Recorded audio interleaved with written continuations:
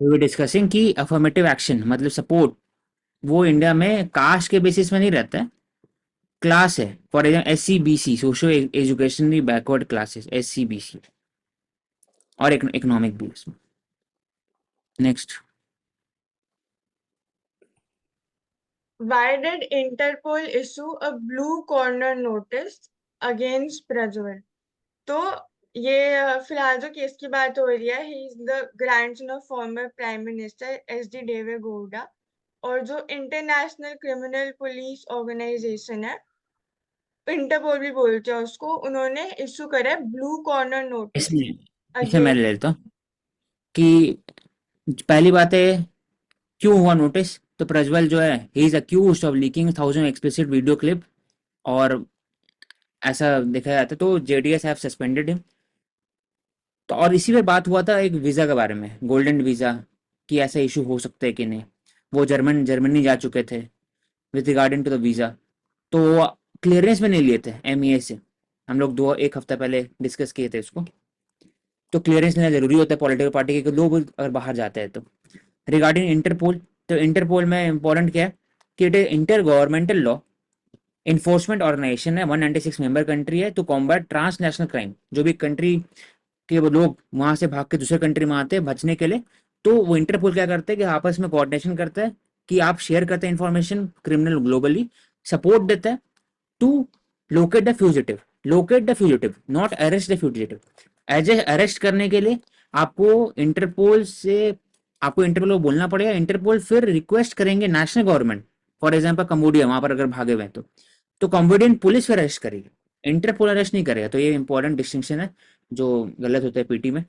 दूसरा है कि एजेंसीज नेशनल ब्यूरो, हर एक एजेंसी इंटरपोल है एक इंटर गवर्नमेंटल, हर एक कंट्री के अंदर एक नेशनल ब्यूरो एजेंसी होगा जो कोऑर्डिनेट करता है। उसका नाम इंडिया में क्या है? CBI है, बाकी कोई नहीं है, CBI। दूसरा पीटी फैक्ट हो गया। तीसरा कि agency uses colour coded system, red, blue, etcetera. उसमें क्या होता है कि रेड मतलब होता है कि हाँ, एक्स्ट्राडिशन के लिए एक तरह से रेड है, और ब्लू मतलब हाँ, इंक्वायरी है एक तरह से। हाँ, ब्लू यानी इंक्वायरी है कि कि कहाँ पर है, लोकेट करो। Blue corner notice missing person. Red corner notice मतलब कि पर्सन ऑफ इंटरेस्ट हुई अंडर इन्वेस्टिगेशन। दोनों में फर्क है। रेड मतलब ज्यादा खतरनाक, रेड तो मतलब इन्वेस्टिगेशन उस पर चल रहा है तो उसको खिलाफ कर रहे हैं। ब्लू मतलब मिसिंग पर्सन, ठीक है। और एक और member country are not bound by international law to abide by Interpol notice as they are entirely discourage. तीसरा पीटी फैक्ट जो गलत होने के चांसेस हो सकता है। तो तीन PT fact we have discuss. पहला CBI की नेशनल बॉडी है, दूसरा इंटरपोल अरेस्ट नहीं कर सकते, वो फिर लोकेट कर सकते और हेल्प कर सकते हैं नेशनल पुलिस जो कंट्री के होंगे। और तीसरा हो गया मेंबर कंट्री रिजेक्ट भी कर सकते हैं इंटरपोल के डायरेक्शन और नोटिस। और चौथा पांचवा हो गया regarding the blue corner missing person, और रेड कॉर्नर रिगार्डिंग जो पर्सन के ऊपर इन्वेस्टिगेशन चल रहा है कंट्री के अंदर में। तो इसका क्वेश्चन था कि डिप्लोमेटिक पासपोर्ट यूज करके वो चले गए थे म्यूनिक जर्मनी में। तो जाने बाहर निकलने के पहले आपको क्लियरेंस लेना पड़ता है MEA से, तो उन्होंने लिया नहीं था। तो इसी बात इसलिए बात होती है कि उनका डिप्लोमेटिक पासपोर्ट हटना चाहिए, क्वेश्चन में उठता है। और दूसरा कि ये दिखाता है कि कैसे अब्यूज होता है power by the important political parties और उनके जो कुछ सेक्शन ऑफ सोसाइटी है, तो कैसे मशल पावर यूज होता है, वो सब एग्जाम्पल है। नेक्स्ट तो क्वेश्चन है डिसाइड। उठता है पहले क्वेश्चन उठा, meeting nutritional challenge. Nutrition challenge क्यों है? पहली बात है कैसे दिखता क्या है न्यूट्रिशन चैलेंज इंडिया के अंदर में। तो मैल न्यूट्रिशन, अंडर न्यूट्रिशन, स्टंटिंग से लेकर आयरन डेफिशिएंसी। UPPT में पूछा था आयरन डेफिशिएंसी, एनीमिक कंडीशन। तो इतना एग्जाम्पल दिया 32%, यंग एंड हेल्दी 32% ऑफ 1 और 4 ईयर्स के बीच में, और 19 ईयर्स के नीचे में 21। Vitamin D 23%, 1/5। Vitamin B12 30% population के अंदर में। प्री डायबिटिक भी 10% है, तो बहुत ज्यादा है। तो दिस शोकेसेस अंडर न्यूट्रिशन मतलब नहीं कि कम खाना, ओबेसिटी भी अंडर न्यूट्रिशन में आता है। तो एक पीटी फैक्ट हो गया। देन इसमें दिया हुआ है, अब इसमें आता है कि मीटिंग न्यूट्रिशन चैलेंज। अब न्यूट्रिशन चैलेंज सामने में आ गया कि maternal mortality, child mortality, death, फिर body pre diabetic, diabetic, CVD, फिर deficiency, micro nutrient deficiency, under nutrition के कारण डेफिशिएंसी, हाइट का इशू, वेस्टिंग, स्टंटिंग, ये सबको कैसे डील करेंगे अब उस पर बात होता है, बोलो। तो स्पेसिफिकली इसमें ग्रुप्स टारगेट कर रहे हैं कि जो ग्रुप स्पेसिफिक गाइडलाइंस, जैसे कि ज्यादा न्यूट्रिशन चाहिए होता है प्रेग्नेंट वुमेन को, फिर इन्फेंट्स और चिल्ड्रन, क्योंकि जो ऑप्टिमल न्यूट्रिशन है वो बहुत ज्यादा जरूरी होता है for mother and child from conception till the age of 2 years. उससे फिर जो ट्रेजेक्टरी है ओवरऑल ग्रोथ की आफ्टर 2 इयर्स, वो डिफाइन होती है प्रॉपर ग्रोथ और डेवलपमेंट के लिए। तो इसमें लाइक फ्रूट्स और वेजिटेबल्स बहुत ज्यादा इंपॉर्टेंट होते हैं, specially those that are high in iron and folate content. और वेजिटेबल्स और मतलब green leafy vegetables they also become very important. And also like सिर्फ मिल्क फीड करना चाहिए till 6 months, that also becomes important. और elderly के लिए specifically pulses, cereals, calcium, micronutrients और fibres. Then hmm. Dual nutritional challenge, तो इसमें दो तरह के न्यूट्रिएंट्स की बात हो रही है, माइक्रो और मैक्रो। तो micro as the name suggest जो हमें कम क्वांटिटी में चाहिए होते हैं, एंड मैक्रो मीन्स जो ज्यादा क्वांटिटी में चाहिए होते हैं, जैसे कि कार्बोहाइड्रेट्स और प्रोटीन्स। एंड माइक्रो न्यूट्रिएंट के example zinc, iron, vitamin etcetera. So they become important. फिर एलडीएल और एचडीएल की हम बात करते हैं, लो डेंसिटी लाइपोप्रोटीन और हायर डेंसिटी लाइपोप्रोटीन। तो ये कोलेस्ट्रॉल को मतलब ट्रांसपोर्ट करने में हेल्प करते हैं। तो जो एलडीएल होते हैं वो बैड होते हैं बिकॉज वो कोलेस्ट्रॉल को सीधा आर्टरीज में भेज देते हैं, जिससे कि उनका अक्यूमुलेशन होता है और फिर स्ट्रोक एक्सेट्रा ब्लड को पंप करने में दिक्कत होती है।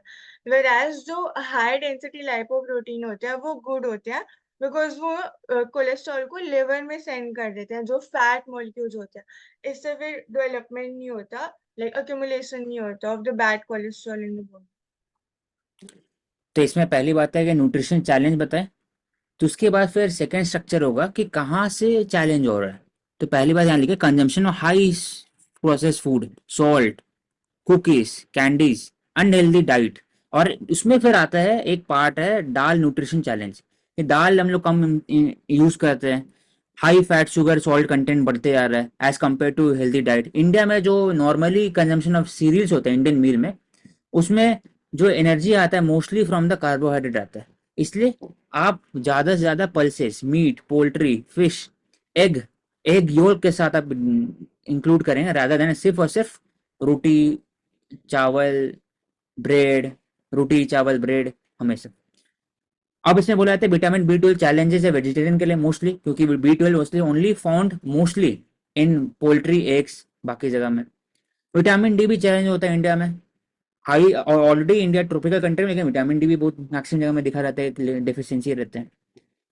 तो इसलिए इसको डील करने के लिए ग्रुप स्पेसिफिक गाइडलाइन है, 3 एरिया है। प्रेग्नेंट वुमेन को क्यों जाए सबसे ज्यादा, फिर vegetable and high iron and folate, ताकि एनीमिक कंडीशन नहीं रहे, ब्लड लॉस नहीं हो ड्यूरिंग प्रेगनेंसी और ड्यूरिंग डिलीवरी। उसके बाद फिर उन प्रेग्नेंट वुमेन का और भी है कि लैक्टेटिंग वुमेन होती है तो उनको बच्चों को खिलाना पड़ता है, हेल्दी डाइट बच्चे होने के लिए इंपॉर्टेंट है। इसलिए पीटी में पूछा था एक बार कि 1600 कैलोरी इज नीडेड, तो गलत हो गया था। 2019-20 में आया था 1600 कैलोरी, जबकि 2600 होता है। तो ऐसे we can derive. Infant children हो गया एंड एल्डरली, कैल्शियम हाई चाहिए, protein high, micronutrient, fibre. Carbohydrate तो होता ही है इसलिए इसको यूज नहीं किया है। क्यों इंपॉर्टेंट है प्रोटीन और कैल्शियम, क्योंकि मसल मास कम होता रहता है विथ एज। और बोन डेंसिटी मैक्सिमम जो एज होता है 27 ईयर्स होता है, 27-28, उसके ऊपर बोन डेंसिटी बढ़ नहीं सकता, फिर घटता ही है हमेशा। और इसलिए टूटता है तो बनता नहीं है वापस से, इसलिए जरूरी है। तो overall nutrition challenge can be solve by all these guideline plus जो आप इनिशिएटिव ले रहे हो स्कीम्स का, वो गया नाम अवेयरनेस लोगों का। और दूसरा कि जब बेसिक थाली जो होता है, वेज थाली और नॉन वेज थाली, उसका अगर प्राइस कम होगा तभी आपका कंटेंट बढ़ेगा, फूड कंटेंट, और बड़ा भी है। जैसे हम लोग दो फैक्ट देखे, एक तो हम लोग कंज्यूमर एक्सपेंडिचर सर्वे जो देखे थे उसमें बोला कि पोल्ट्री का कंजम्पशन बढ़ा है रूरल एरिया में भी, अर्बन एरिया में भी। और सेकंड जो 2 दिन पहले देखे थे विद रिगार्डिंग टू द कि रूरल एरिया में एफएमसीजी, वहाँ एक्सपेंडिचर बढ़ा है as compared to urban. Content.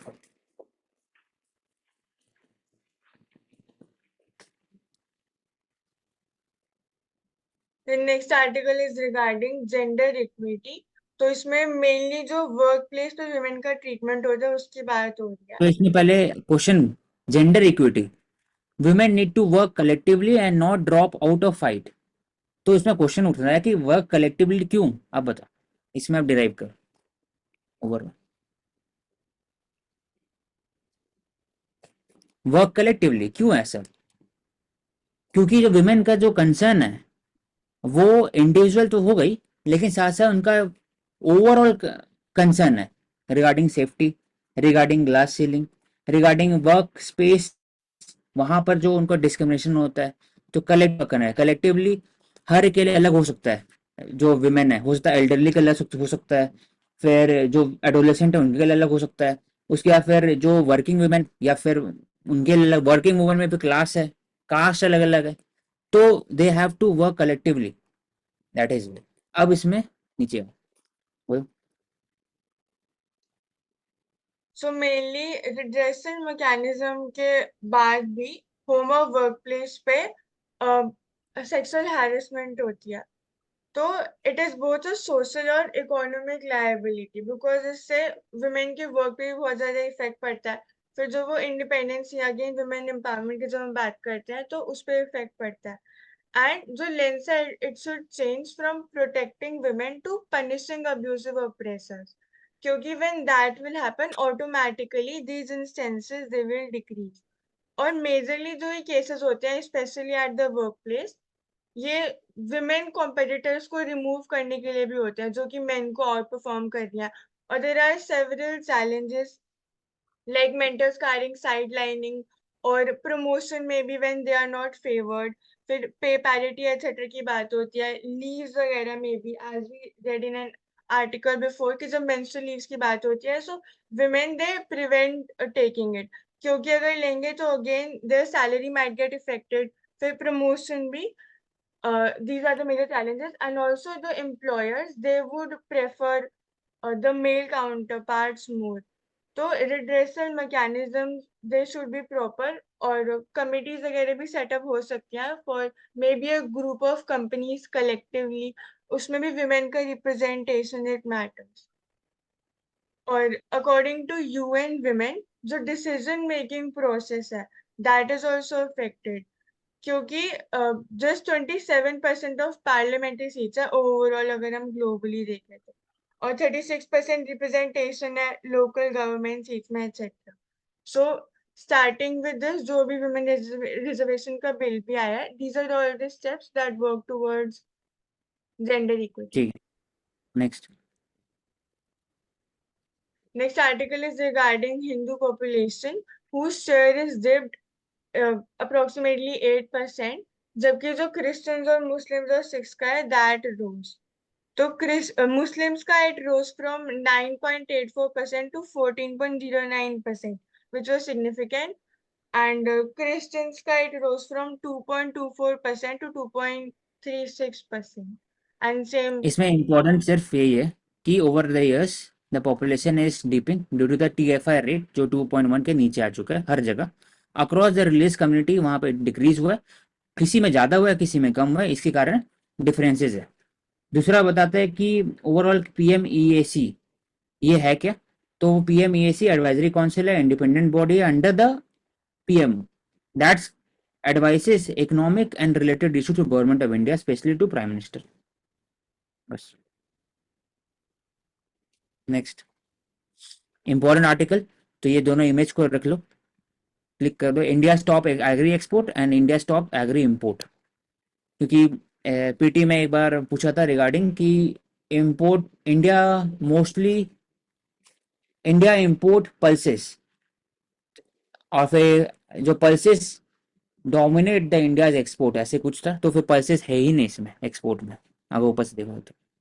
Marine basmati rice, largest basmati rice exporter है वर्ल्ड में। Non basmati spices, buffalo meat, sugar, fruit and vegetable oil meal, सब। अब इंपोर्ट में वेजिटेबल ऑयल हो गई। और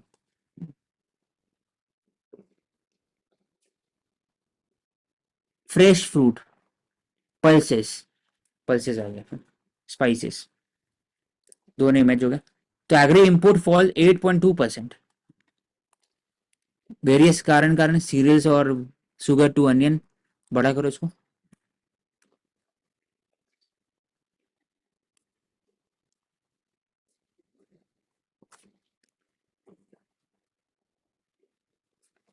तो क्यों ऐसा हो रहा है? क्योंकि ओवरऑल डोमेस्टिक अवेलेबिलिटी के कारण, food inflation that demanded the ban on export under the ECA, essential community act. सरकार बैन कर सकते हैं रिगार्डिंग एक्सपोर्ट अगर इंडिया में फूड प्राइसेस बढ़ता है।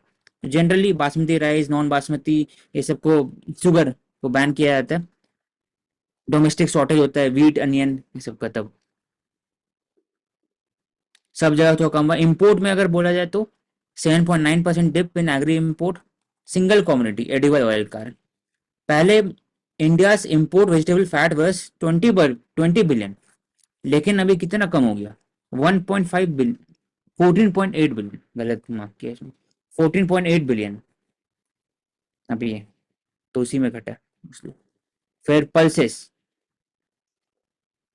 वो 3.7 बिलियन। तो इसमें हमेशा क्वेश्चन उठता है दो चीज, कि pro farmer, pro consumer. Pro consumer कब होता है? जब when there is a increase in the prices in the market, और जब consumer faces the brunt of the inflation, the when the government intervenes under the act, EC act, और capping करते हैं regarding the export, तब pro consumer होगा। Pro farmer कब? तो subsidy देते हैं, पीएम किसान, फिर सब फर्टिलाइजर सब्सिडी, एग्री सब्सिडी, सब चीज, तो प्रो फार्मर हो गया। दोनों बीच में एक तरह से बैलेंस करना जरूरी होता है for overall trade. Further import duty use करते हैं, कभी कभी इम्पोर्ट हटाते हैं, बस। तो बस इंपॉर्टेंट इसमें की फैक्ट टेबल हो गया। Marine egg product, basmati rice, non basmati rice, spices. Import में vegetable oil, fresh fruit and pulses, pulses third में आता है। तो बढ़ भी सकते हैं, तो जनरली ऊपर नीचे होते हैं prices. Next,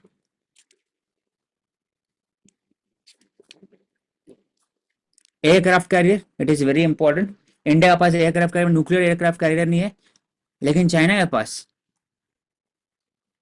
third aircraft carrier आया, और इलेक्ट्रोमैग्नेटिक कैटापुल्ट सिस्टम है, न्यूक्लियर नहीं होगा ये।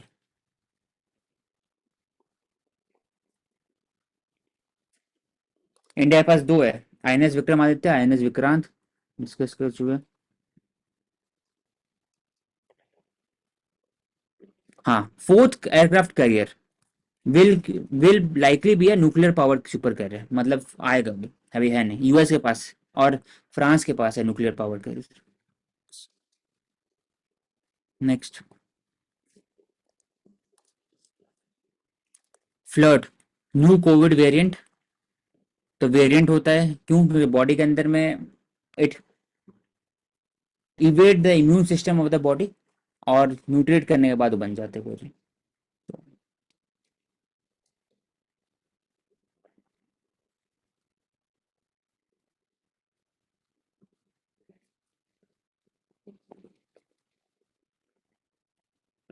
Next, could bird flu turn into next pandemic?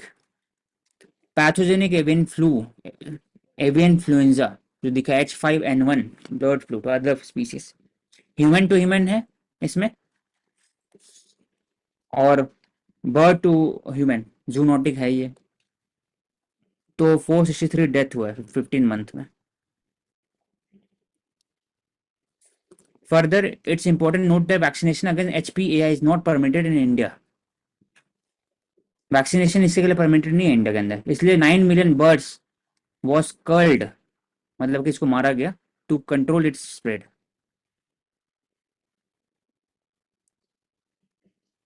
लेकिन H5N1 बताया कि कैटल में भी पाया जा रहा है, 39 हर्ट्स, इसका मतलब जूनोटिक हो चुका है, लेकिन पैस्चराइज्ड मिल्क में अभी भी वायरस नहीं।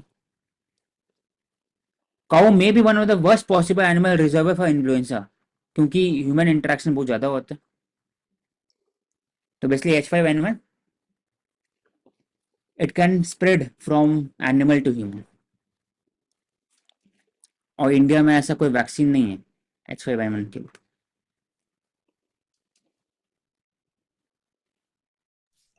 और ये HPA टाइप का है, that is highly pathogenic avian influenza. 4 hmm states पहले स्टार्ट हुआ थे। एक सेकेंड और ऐड करने दो। समय पाया जाता है फॉक्सेस सब जगह, foxes, sea lion, dolphin. Human to human rare है लेकिन हो सकता है। Endemic mostly in poultry, zoonotic है। Bird flu infectious disease type A influenza हो गया, माइल्ड होता है। Usually do not infect but can be infected, तो यूजुअली डू नॉट इन्फेक्ट मतलब कि हो सकता है। फिर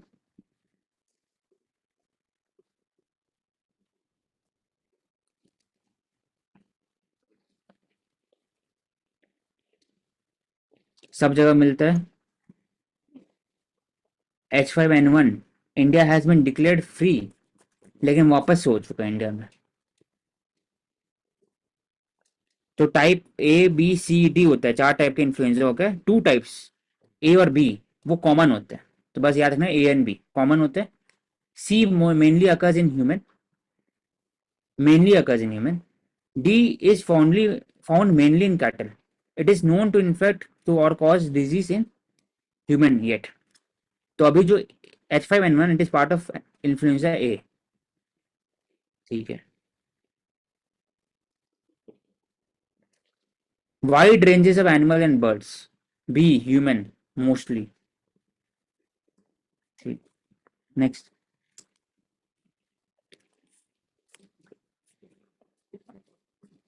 कुक आइलैंड कहाँ पर है? साउथ पैसिफिक में। The vanguard of mining ocean floor. Sea bed mining important national authority, international sea bed authority, UN clause के अंदर में आते हैं। सी बेड अथॉरिटी है, मतलब सी बेड में आपको माइनिंग करने का चाहिए तो इसको रेगुलेशन काम वो करता है, आईएसए करते हैं। अब वो बोलते हैं कहाँ आपको मिलना चाहिए राइट्स। सी बेड माइनिंग को जनरेट बिलियंस ऑफ डॉलर्स।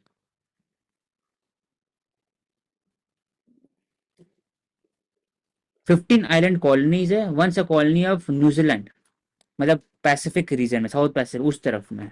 ठीक है। 7,656, तो 7,56,000 हाँ थाउजेंड स्क्वायर माइल्स। नोडल्स मिलता है सी बेड में। Minerals use for electric vehicle. ठीक है। तो cook island. Basically eastern side पे पड़ता है ये, और पॉलिनेशिया का पार्ट है। तो अगर नॉर्थ से हम्म साउथ तो ऊपर हवाई आता है, फिर ये कुक आइलैंड आता है, इसके नीचे फिर न्यूजीलैंड पड़ता है। हम्म ठीक है।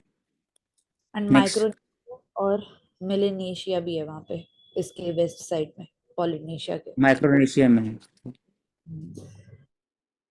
Huge gap in cancer screening, Ayushman center. वहां पर के 5 लाख इंश्योरेंस दिया जाता है आयुष्मान भारत स्कीम के अंदर में, और उसमें इसका टारगेट है आयुष्मान वेलनेस सेंटर को स्टैब्लिश करे और स्क्रीनिंग करे 30 और more older for NCD, diabetes and most common cancer जो होता है ओरल, ब्रेस्ट एंड सर्विकल। तो इसमें अब इसमें नीति आयोग ने बताया कि 13 स्टेट्स के रिपोर्ट में there is a huge gap, कि जो पता लगा पाए हैं और जहां पर प्रेवलेंस ऑफ कैंसर है उसके बीच में। As per no 3 type testing होता है। विजुअल होता है, ऐसे तो कुछ वर्ड दिया हुआ है, क्लिनिकल ब्रेस्ट एग्जामिनेशन, विजुअल, और इसमें role of auxiliary nurse midwife at HWC। लेकिन देखा जाता है कि एक्सटेंट जितना उनका स्किल है ही नहीं स्क्रीनिंग करने के लिए।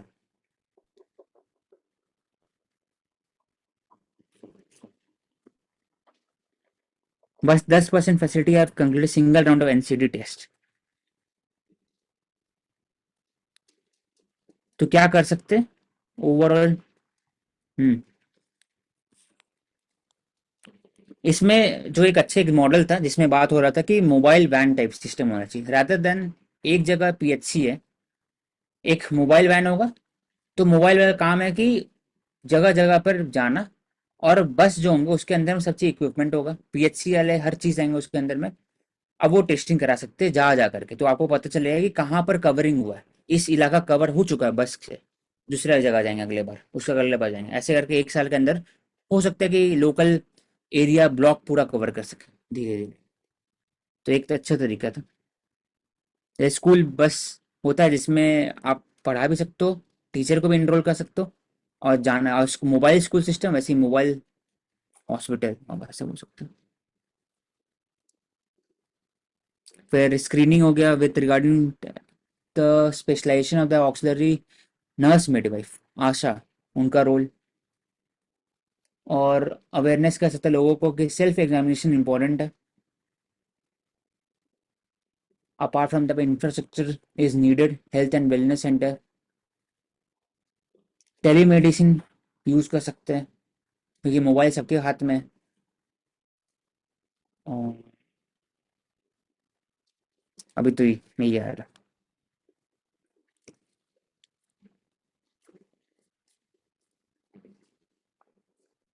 We have ended। तो आज हम लोग पढ़े थे regarding direct tax, indirect tax. Indirect tax direction में बढ़ते जा रहे हैं, डायरेक्ट टैक्स कम होते जा रहे हैं। एफएसआई का रोल उनका, हाइपर लूप, नियर वैक्यूम और लो प्रेशर, उसके कारण होता है। डायरेक्ट सेलिंग, इंडस्ट्री को बढ़ावा बढ़ावा दे सकते हैं। पिरामिड स्कीमिंग इसको बोलते हैं। फ्रॉडलेंट बिजनेस मॉडल है, फॉर एग्जांपल एक उसके अंदर में क्रिटिसाइज होता है, एमबीए के ऊपर भी लगा था एक ऐसा। TOT model, BOT model. तो टीओटी मतलब toll operate and transfer, toll collection करो फिर ट्रांसफर कर दो गवर्नमेंट को वापस से।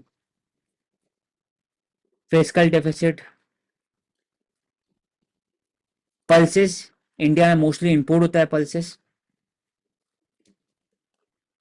और चना में इंपोर्ट ड्यूटी स्टैब्लिश हुआ। लिथियम प्रोसेसिंग इंडस्ट्री इंसेंटिव देने वाले हैं। Critical mineral policy, it will be established implemented.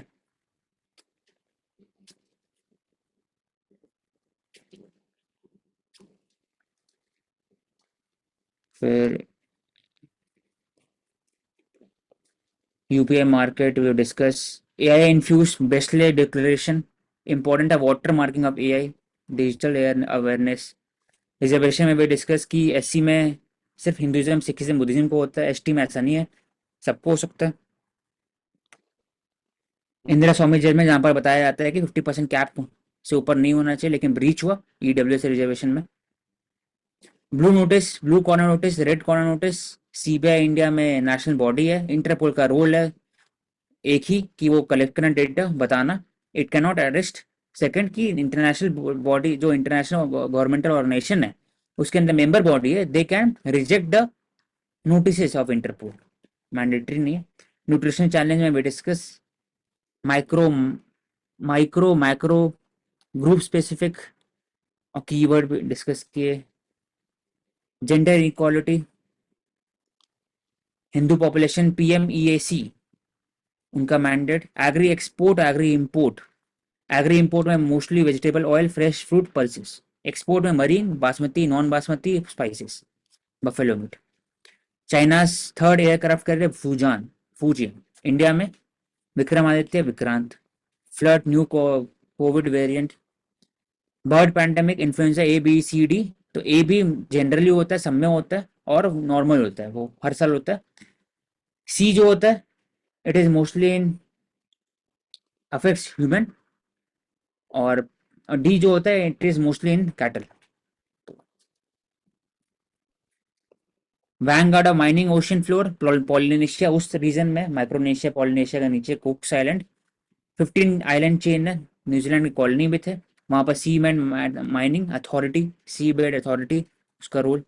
Ayushman centre, there is a gap regarding the cancer screening, कैसे बढ़ा सकते हैं। आयुष्मान भारत वेलनेस सेंटर क्या रोल है, फिर स्कीम क्या है, और वो मैंडेटरी नहीं है स्कीम, ये पूछा था पीटी में। It is not mandatory for private and public hospital, it can be adopted और रिजेक्टेड। तो एंड कर दो।